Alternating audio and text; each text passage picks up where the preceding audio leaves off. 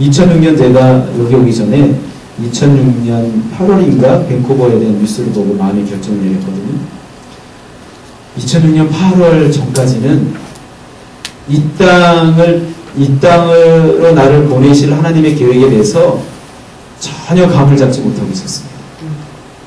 하나님은 하나님의 역사 가운데, 저희 개인의 역사 가운데 때가 되면 2006년 12월 하나님은 나를 이곳으로 파송할 것이다라는 계획을 하나님은 이미 가지고 계셨는데, 저는 8월 전까지 전혀 이 캐나다 또는 밴쿠버 전혀 관심 없었어요. 관심이 있었다고 한다면 저 북한 땅이고 뭐 다른 데 관심이 없었어요.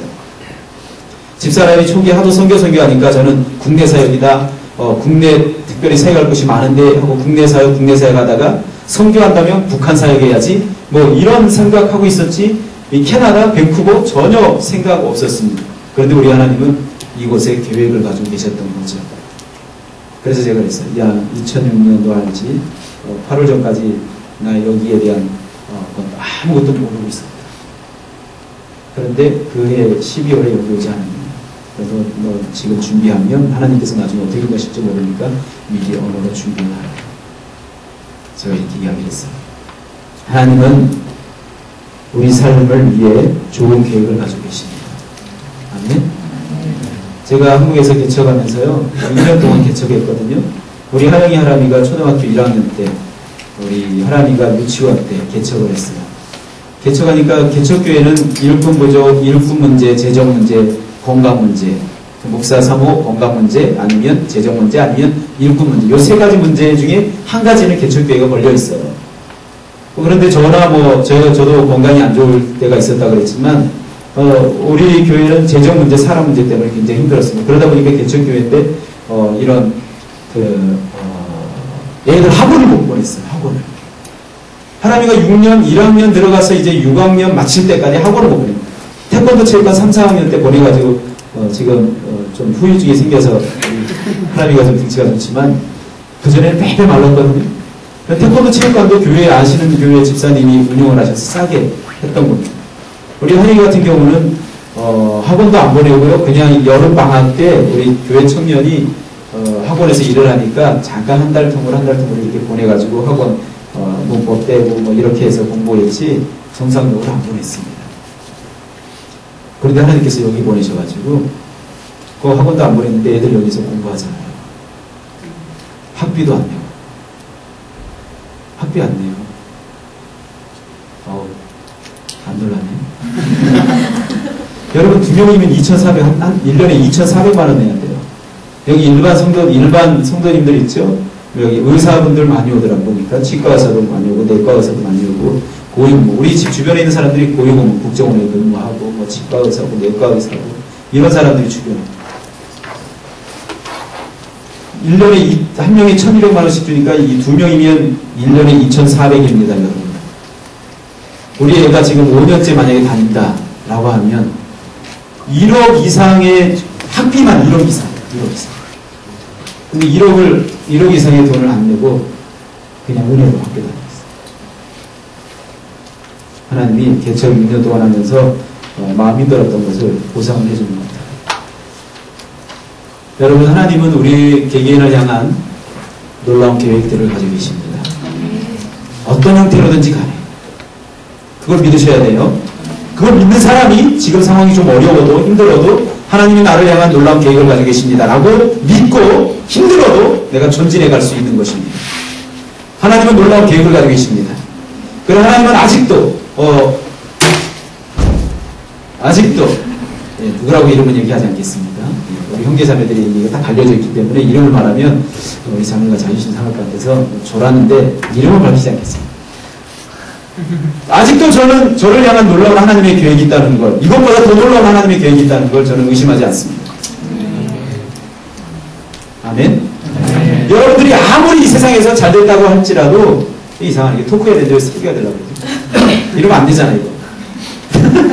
예, 여러분들이 아무리 잘 됐다 그래도 그보다 더 풍성하고 더 놀라운 하나님의 계획들이 예배되어 있다.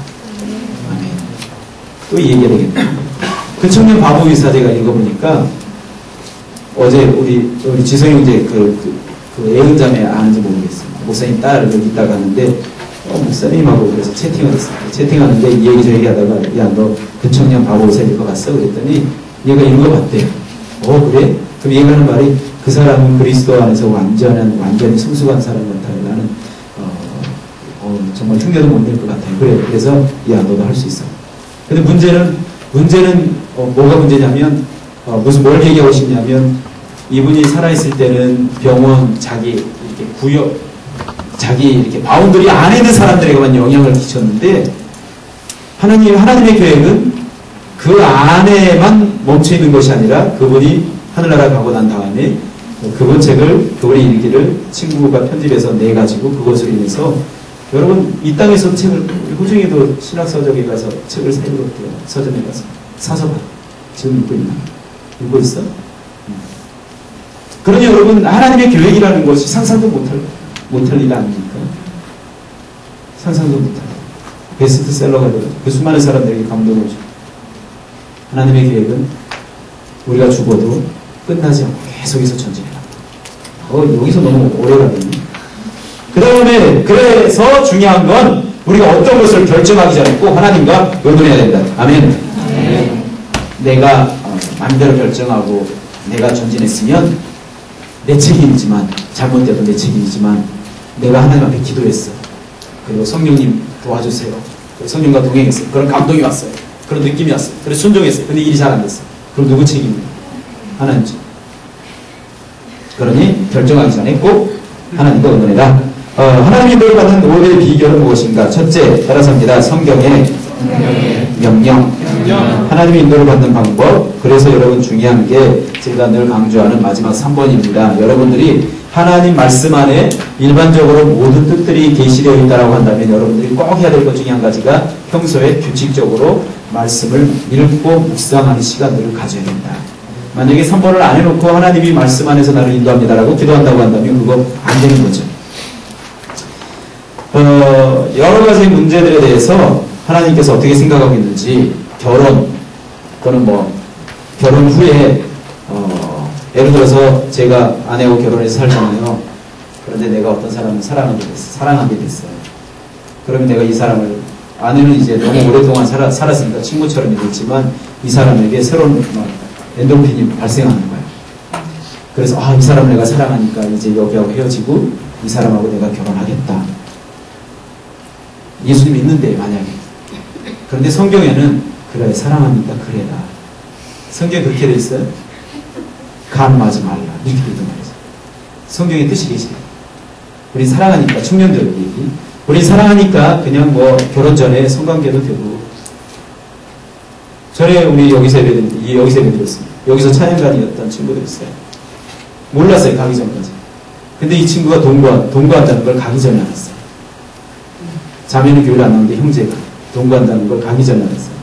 한국 가서요? 결혼했느냐? 헤어졌어요.